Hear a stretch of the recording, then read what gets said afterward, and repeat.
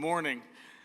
As we've journeyed through the Gospel of John, we've discovered that Jesus, the Word, the One, the Messiah, came to give humanity life, or in Greek, Zoe. And this life in our souls comes through believing in Him. If you need to catch up or a refresher, I encourage you to visit our website or catch us on the YouTubes, because all our sermons are there. Last week, we said that any authority that we place ahead of Jesus will fail to satisfy, save, or please us. And after being confronted by the religious elite there in Jerusalem for healing a man who'd been crippled for 38 years, Jesus called 5 witnesses to defend his ministry and defend his authority. These witnesses included John the Baptist, Jesus' miracles, God himself, the scriptures, and finally Moses. Right? If you remember, Jesus' kind of knockout punch or his final appeal came in verse 46 when he said to these religious elite, "If you believed Moses, you would believe me, for he wrote about me. But since you do not believe what he wrote, how are you going to believe what I say?" Jesus' point was Moses didn't have their backs, and the laws that they just loved so much didn't save them. They condemned them because Moses was writing about Jesus.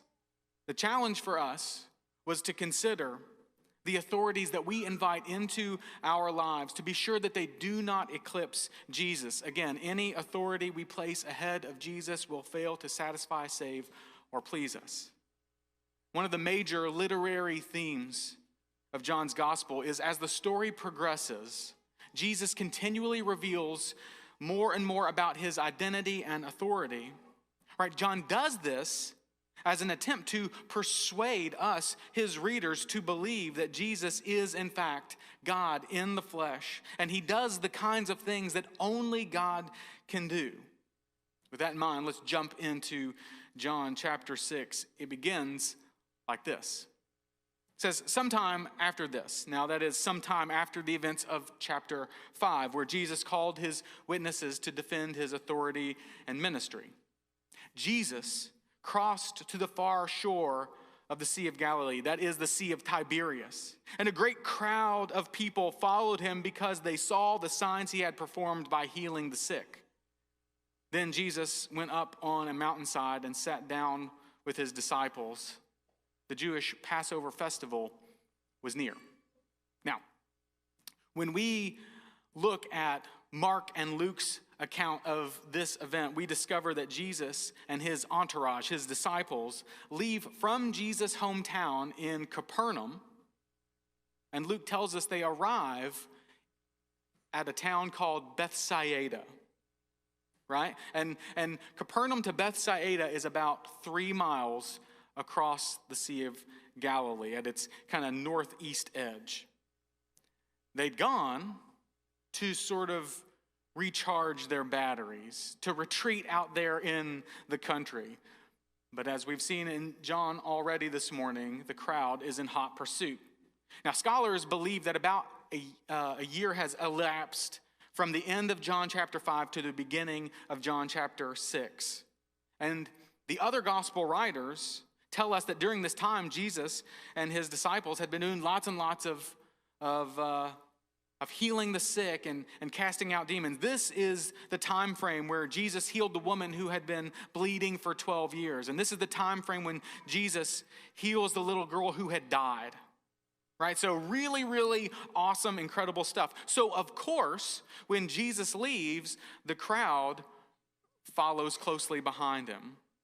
As I said, the distance for the top edge of the lake there is about 3 miles from Capernaum to Bethsaida by boat. If you were to just walk around, it's only about 4 miles. So not too super far.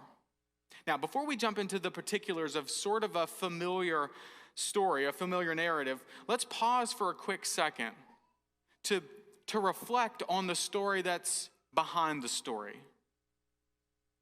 Think about this, what we've read so far. First, Jesus crosses a body of water in verse number 1, with a large crowd of desperate people following in verse 2. Where did they go? He led them to the outskirts of town there in Bethsaida, to a solitary place, according to Mark chapter 6, verse 32, into the wilderness, if you will. And then in verse 3, John tells us that Jesus retreats up a mountain. Now, do these events remind you of anything from the Old Testament? Put on your thinking caps. These events should remind us of Moses leading the children of Israel out of slavery in Egypt, right? Which is commemorated at what feast or festival? Anybody know? At Passover, which according to John in verse number 4 is just around the corner. All right, so John is narrating this story in such a way as to draw our minds back to the events of Exodus. And he's done this on purpose. Let's keep going. Verse 5. When Jesus looked up and saw a great crowd coming toward him, he said to Philip, "Where shall we buy bread for these people to eat?" He asked this only to test him, for he already had in mind what he was going to do. All right, so Jesus has something that he's up to. He's got a premeditated plan. He's got an agenda. But before he reveals his plan, he proposes a test. He looks over to Philip, whom we met way back in chapter 1, and he asks, "Where can we buy bread to feed these people?" Now, if you'll recall, Philip was the guy that we met back in chapter 1, and he went and found his friend Nathanael. Remember? Right? Philip was super excited about Jesus. You know, he had big faith in him pretty fast. And Nathanael, on the other hand, was a little bit more subdued. He was a little bit more reserved. Right? Nathanael was the guy that said, "Can anything good come from Nazareth?" And do you remember Philip's response? He was like, "Look, dude, just come and meet him. See for yourself." You guys remember who I'm talking about? Well, at the beginning of that passage, in John chapter 1, verse 44, John tells us where Philip is from. Do you know where Philip is from? He's from the town of Bethsaida. Right? So are Peter and Andrew. So Jesus and his pals were on the outskirts of Philip's hometown. And so it makes perfect sense for Jesus to ask, to look over and say, "Hey, Phil, where can we buy bread to feed all these people? You guys have a Panera? Do you have a Sam's Club, a Costco? What am I working with?" Right? But I don't want you to miss that Jesus assumes responsibility for this giant crowd of people. And don't forget, this is a test. All right, Jesus already has a plan, but he wants to see how this hometown boy will answer. Question is, what exactly is the test? All right, if you want my opinion, I think the test is to see if Philip can connect the dots that we've already mentioned. That what's happening there on the outskirts of Bethsaida is like what happened back in the days of Moses in the wilderness. Verse 7. Philip answered him, "It would take more than a half year's wages to buy enough bread for each one to have a bite." Now, if Jesus' test for Philip was for him to connect the dots there to the events of the Exodus, how is Philip doing? Remember, God rained down manna as food for Israel while they were in the wilderness. So let me ask my question another way. Do you get the sense that Philip is approaching or answering this question with spiritual eyes or physical eyes? With Zoe or bios? Think about what we said as we began this morning.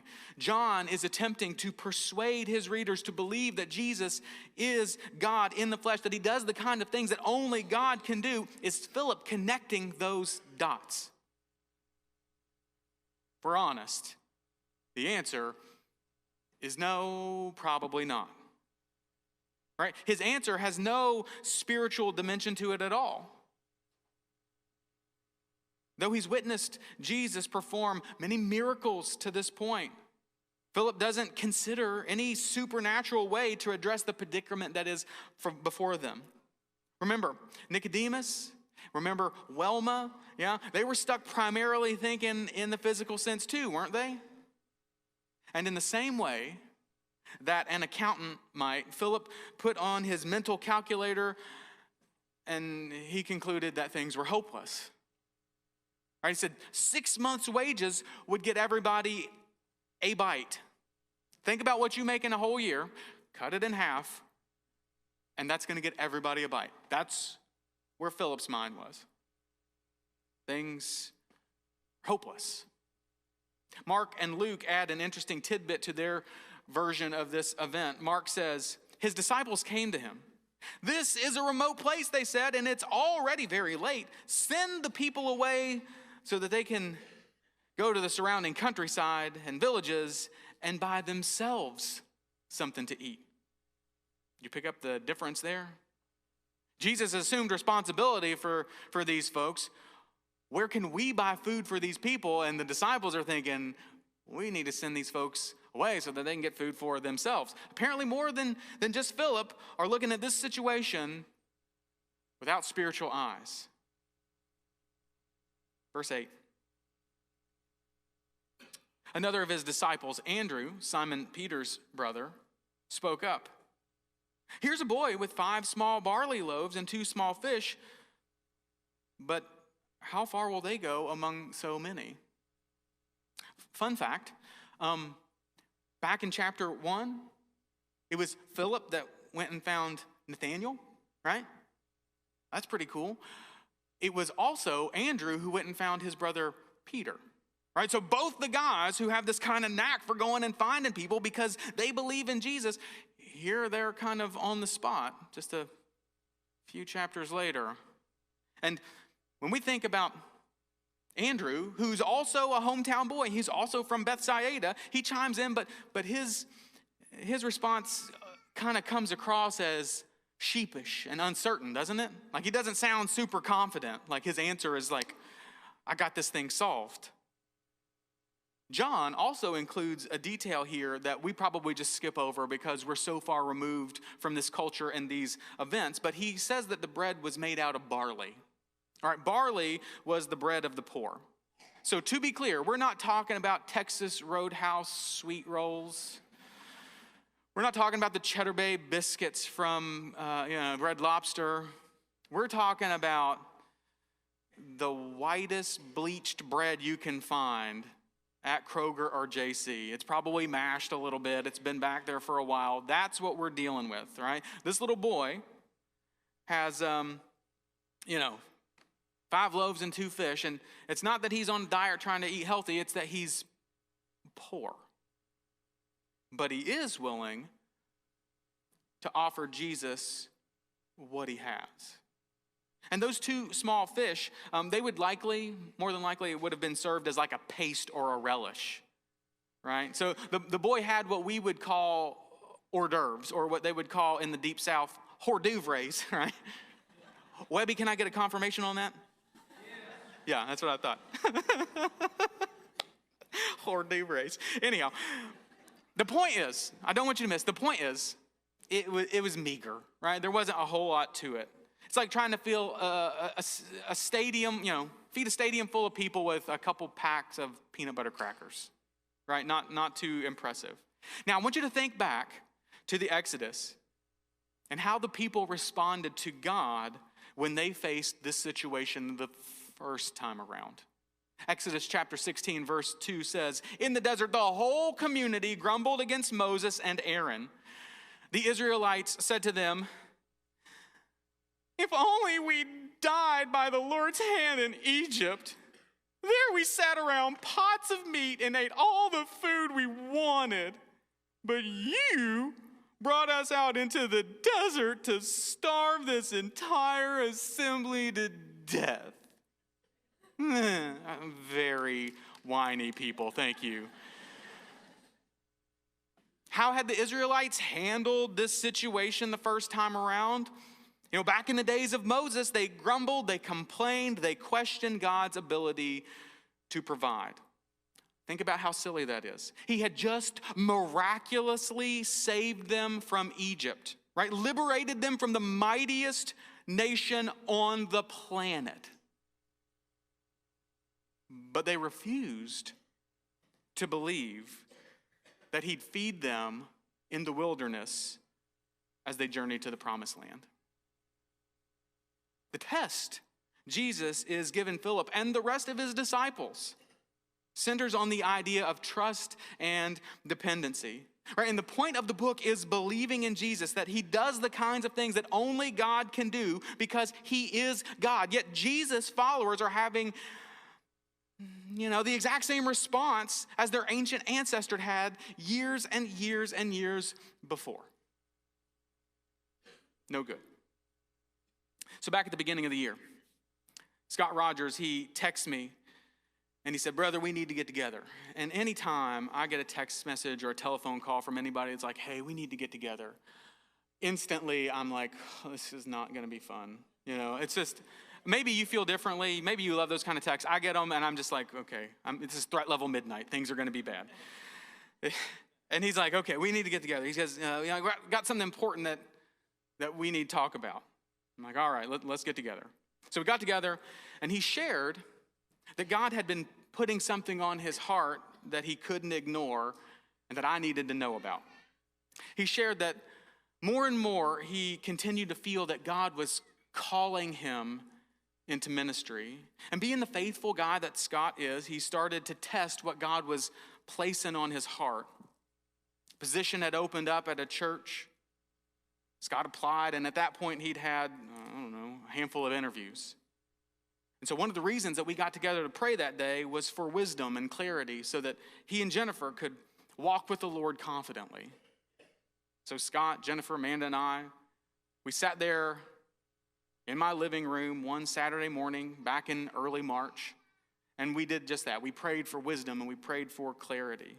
And as we were wrapping up, Scott, he asked, if this thing doesn't work out, if it doesn't materialize, did I think there might ever be a spot, a position, a space for him on the staff here at Lincoln Hills? Now, if you know Scott, right, the dude has been in the thick of ministry for the last 12 or 14 years while he worked a full-time job as a mason, right? Heck, lots and lots of you in this room right now are here in large part because of Scott's influence on your life. I don't know anybody who sends more texts or meets with more people in any given week. Maybe his wife. And again, there are more than a few of us that could attest to that at this very moment. You probably hold up your cell phone. Yeah, he did it this morning. 4:15 a.m. Yeah, yeah.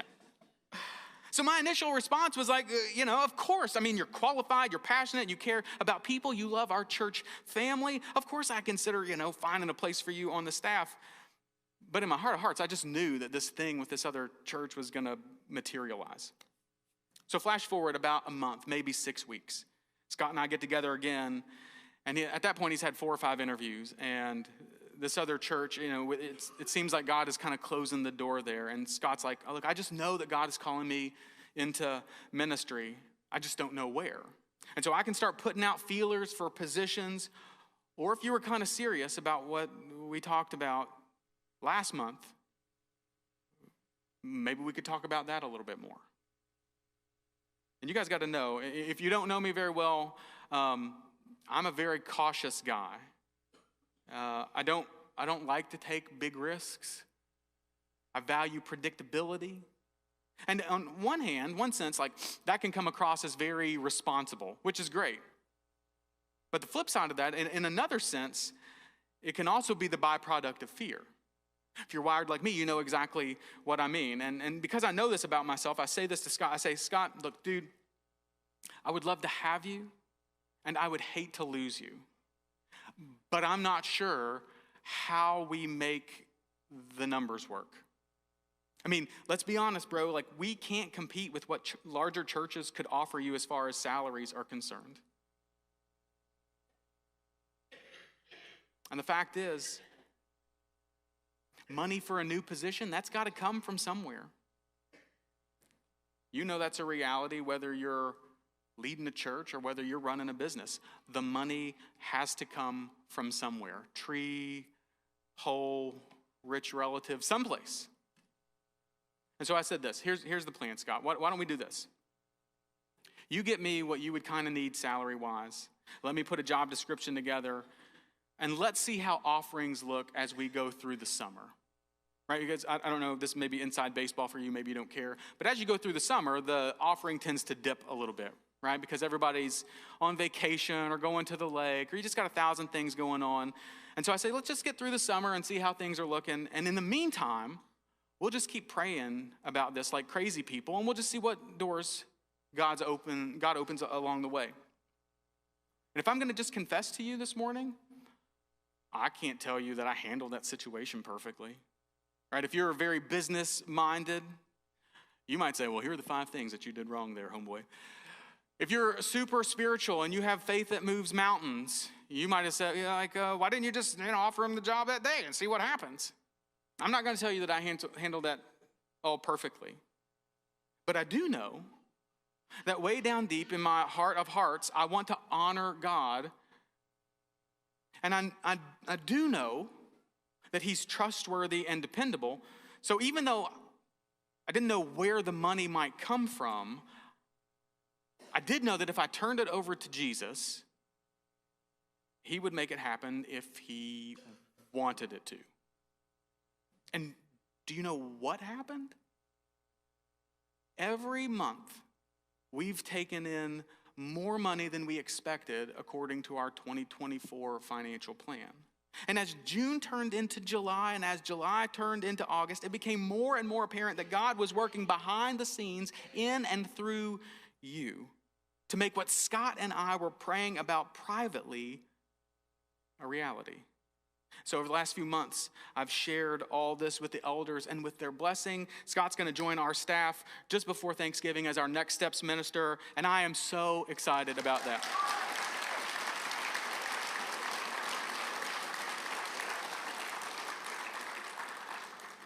Now, you might be saying, what is a Next Steps minister? And I'm glad you asked. Let me tell you.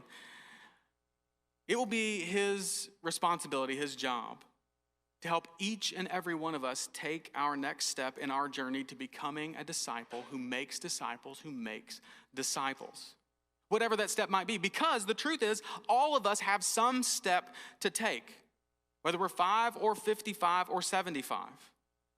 For some of us, that's a step into a group so that we can start developing community with one another. For others of us, it's a step into service to use our gifts and passions to advance God's kingdom. For others of us, it's a step from participating in a ministry to leading a ministry.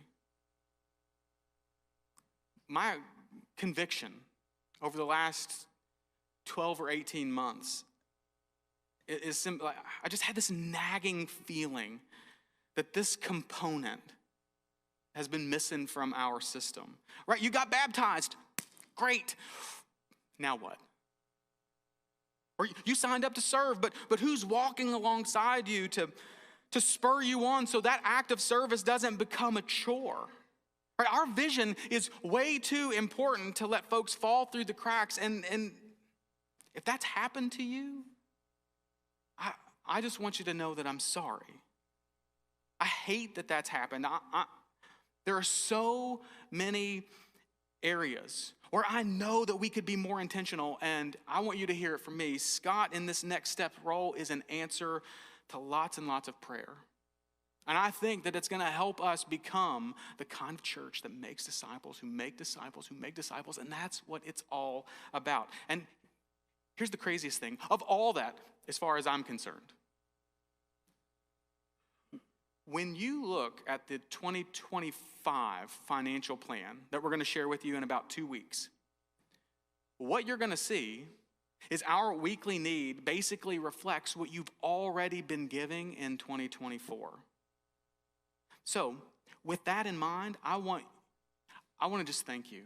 I want to thank you for being an answer to prayer, but I want to thank you for being faithful to the mission of making disciples who make disciples who make disciples. Is this season, is this circumstance a test from the Lord? Man, I don't know. I feel like if I were to call Scott and Jennifer up here and say, hey, do you feel like this season is a test from the Lord? I would be a little bit surprised if they said no. I can tell you with absolute certainty that this season has been an opportunity for me to be open-handed with Jesus, to say, look, I trust you. Do what you do. I don't have to have all the answers.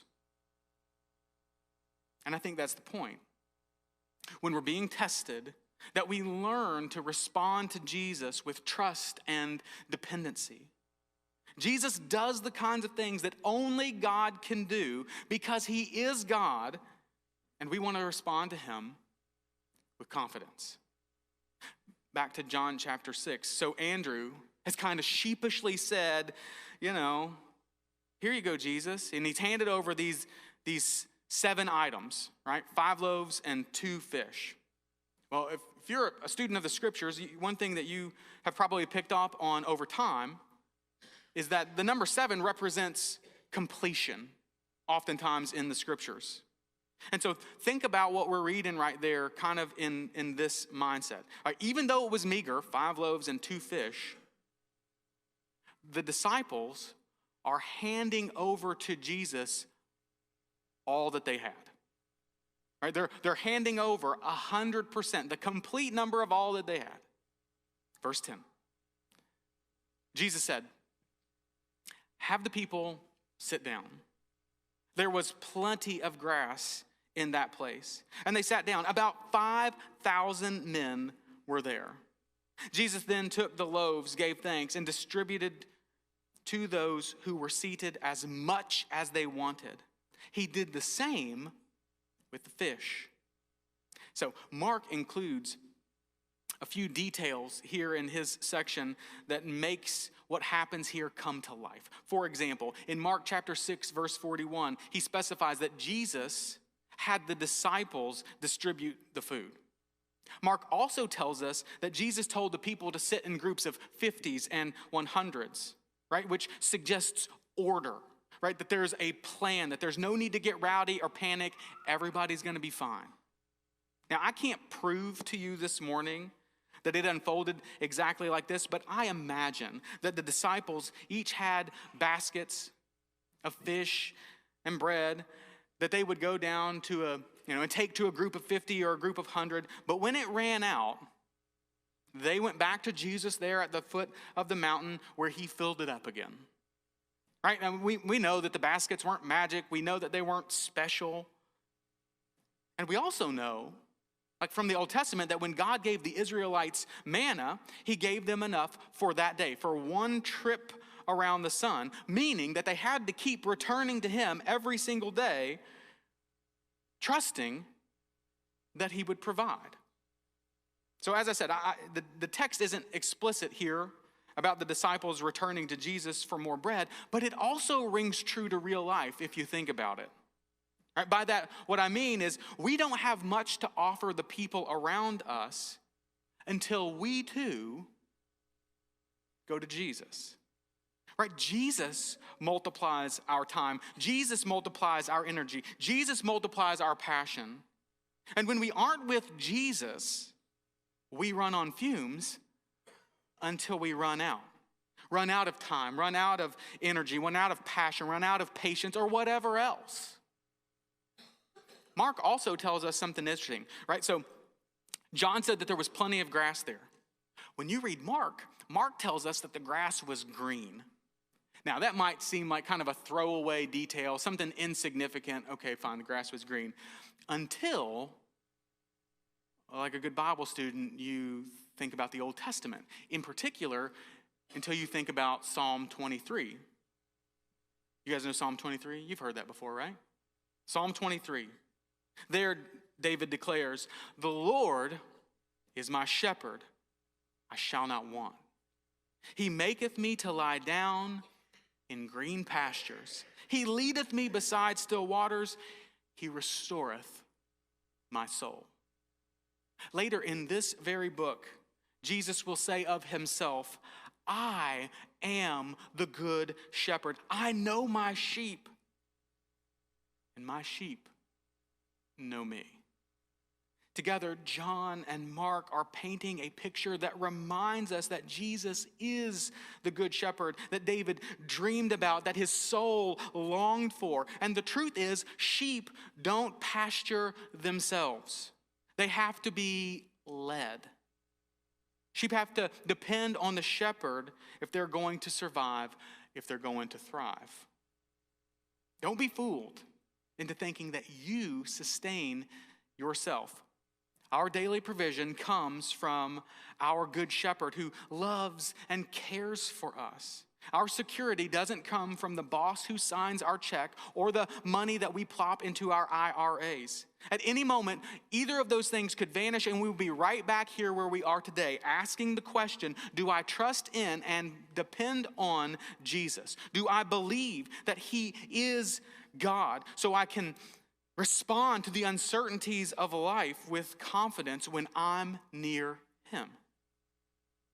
Israel failed at this in the wilderness in Exodus chapter 16. And if we're being totally honest, the disciples, they're not doing so hot with it here in John chapter 6. So let me ask you, if you discovered today that you were being tested, would you pass? Verse 12. When they had all had enough to eat, he said to his disciples, gather the pieces that are left over. Let nothing be wasted. So they gathered them and filled 12 baskets with pieces of the 5 barley loaves left over by those who'd eaten. Now, when you think about feeding 5,000 people, you got to know that it's going to take a fair bit of time, right? Especially when you're talking about essentially 12 guys distributing and then collecting the leftovers. But in the end, John tells us that everyone had plenty to eat, and there was actually an abundance left over, right? In fact, there were exactly 12 full baskets remaining. Now, flash back with me a little bit. Right? If you've been with me from the beginning of the study, you remember in John chapter 2, Jesus turned water into wine, right? And do you remember what the people said about that wine? It was the best. When Jesus provides, when Jesus does something, he does it and he does it to the max. Now ask yourself, do you think there was a coincidence? Or do you think that exactly 12 full baskets of leftovers means something, that it has some kind of significance? Was it an accident? Oh, what a happy, lucky day. Or is there purpose in what we read here in John chapter 6? Perhaps that Jesus works through his servants, and those servants can count on him to provide for their needs too. Verse 14. After the people saw the sign Jesus performed, they began to say, surely this is the prophet who is to come into the world. Listen, now just hang with me for one quick second.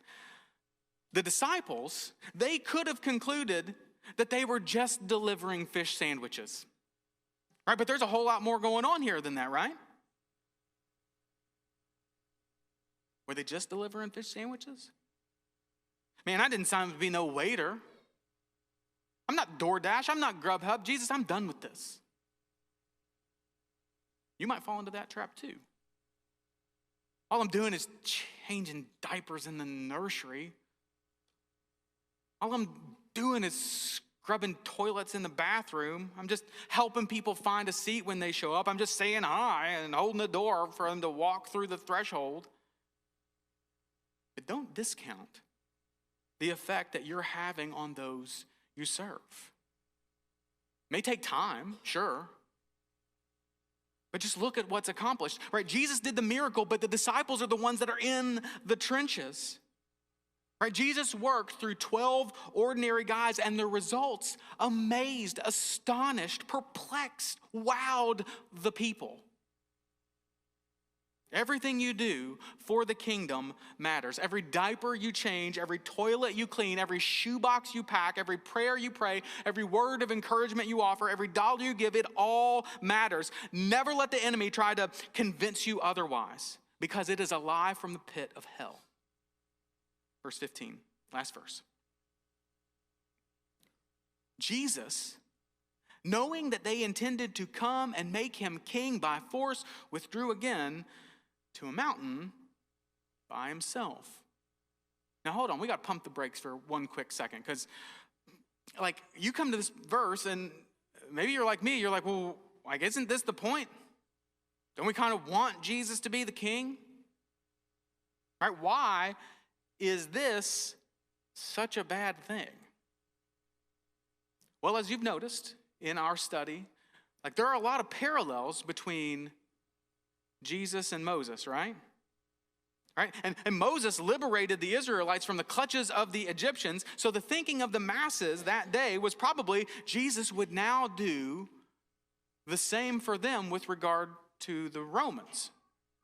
Problem is, Jesus is not a parallel for Moses. Jesus is a better Moses. In fact, the author of Hebrews puts it like this. He says, Jesus deserves far more glory than Moses, just as a person who builds a house deserves more praise than the house itself. Jesus didn't come to free us from the opposition or the oppression of a surrounding nation. Jesus came to set us free from our enslavement to sin. And as we'll see over the next few weeks, the crowds, they don't understand that just yet. So what is the bottom line for us today? What's our takeaway this morning? What do we learn?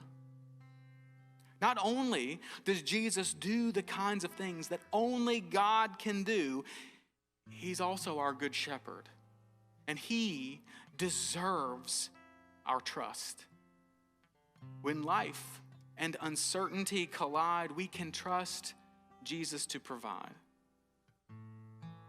Has God placed an opportunity before you to step out in faith?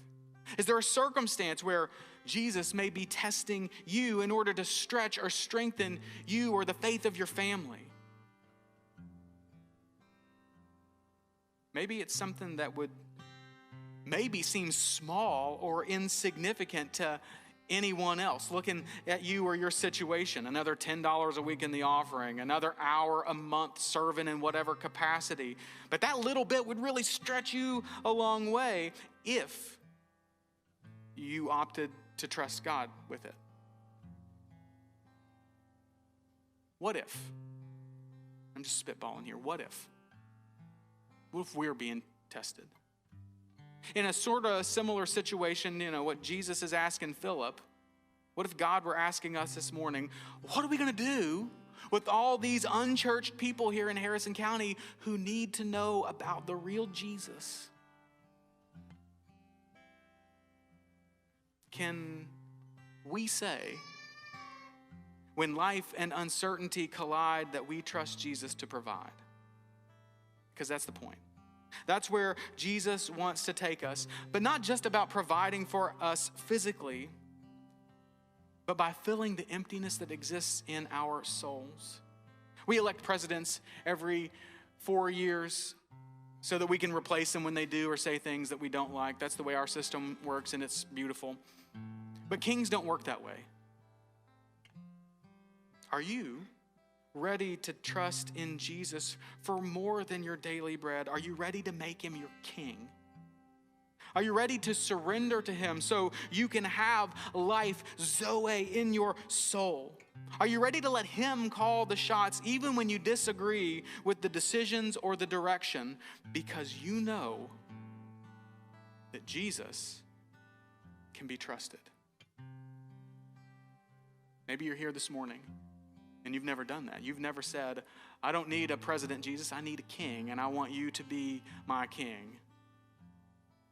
If you've never repented of your sins and been baptized into Christ and put him on the throne of your heart, you can do that today. No moment like this will ever be any better. This is the perfect time to make a decision just like that. Maybe you're wading through life and life is coming at you hard and there's all kinds of uncertainty and there's all kinds of challenges and obstacles, but you're trying to do it all alone. I just want you to know we're not the perfect people, but we are willing to love you into the arms of Jesus and stand side by side with you through whatever storm, situation, or circumstance comes your way. Because we need one another. We were created by a community, Father, Son, and Spirit, for community with one another. And if you're trying to do life on your own, I just want you to know it doesn't have to be that way. Maybe you just need somebody to pray with you. Because you got heavy stuff going on and you're not sure whether to go left or right, whether to go up or down. You just know that it's scary. And you need help learning to trust and praying alongside somebody will help you get there. There'll be folks in the back of the room who'd love nothing more than to stand beside you in prayer, petitioning the God who loves you, who cares for you, who is the good shepherd for your soul. So whatever decision you need to make this morning, whatever step you need to take, I want you to know we're here for you. I'll be right up front. There'll be folks in the back of the room. Whatever you need, don't hesitate. Let's pray. Heavenly Father, we thank you for Jesus. We thank you for the love that we experience through him. Thank you for forgiving us, for clearing the record of wrongs that stood against us with his blood.